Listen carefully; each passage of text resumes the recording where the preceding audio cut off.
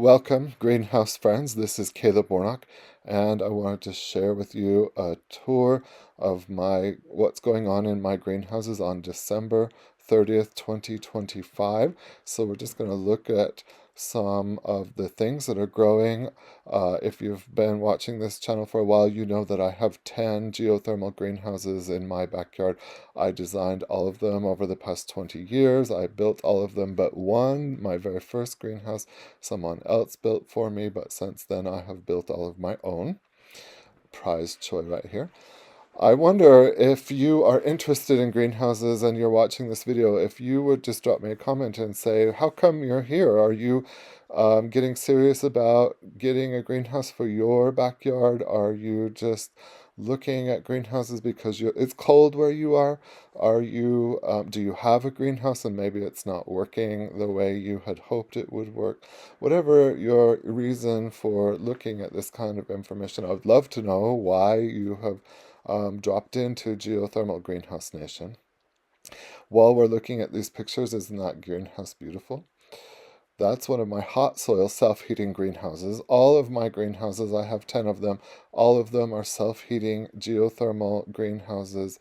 We only build geothermal greenhouses above the ground these days. We don't build in the ground. That's old technology to build below the surface. All of our greenhouses are on the surface of the ground these days. And that's because it is far, far cheaper to build a geothermal greenhouse that is entirely above the ground than it is to do it below the ground.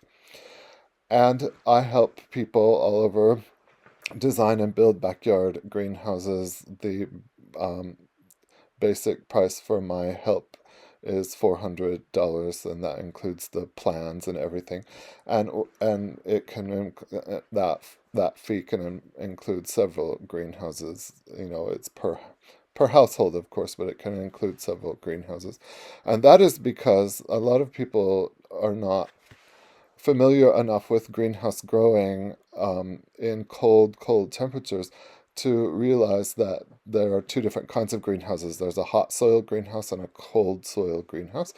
And hot soil greenhouses are there are certain requirements, like if you're growing citrus trees, the soil therein needs to be warmer than if you're growing peas or lettuce, for example. So you can't really see my peas.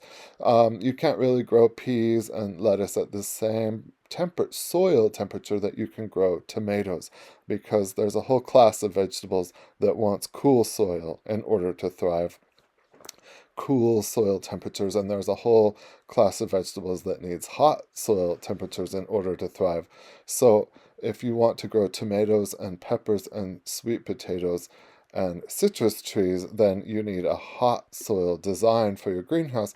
Most people, I would say 95% of the greenhouses in the United States, the self-heating greenhouses in the United States, are cold soil greenhouses because very few people know how to make a hot soil geothermal greenhouse. And so sometimes people get frustrated because they're trying to grow things in a cold soil greenhouse that they need a hot soil greenhouse for.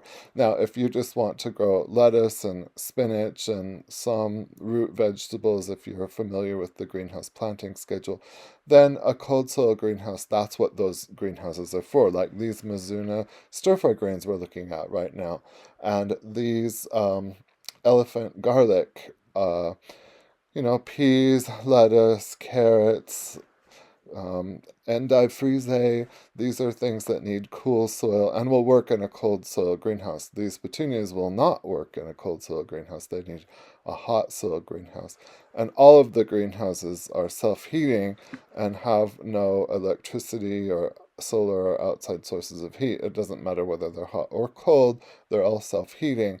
They just have to be a different design so that they can have the right soil temperature depending on the elevation where you live and the macro and microclimate. So that's why people have me help them, is because I can guarantee you a greenhouse that will grow what you want it to grow, and it will grow year round in your area at your elevation, because I'm an expert in this and I know what I'm doing, and I can show you exactly how to make that happen. If you're interested, you could go to seedrenaissance.com and reach out for me. But I just wanted to talk about some of the reasons why people are getting frustrated with their greenhouses and show you what's going on in my greenhouse, because every single one of these photos was taken today, which happens to be December 30th, 2025. The Christmas cactuses are in full bloom. And the geraniums are in full bloom. They love this cooler weather.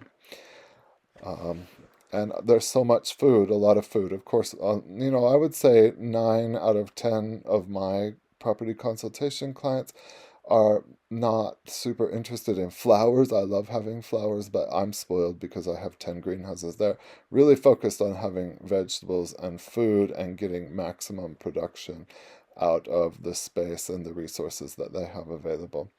Most of my greenhouses, the largest ones you can build without a permit, are about $1,500 for the materials. I don't sell that. That's just stuff you get at the hardware store, but it's the design that matters. So thank you for joining me, and I will see you in the next video, friends.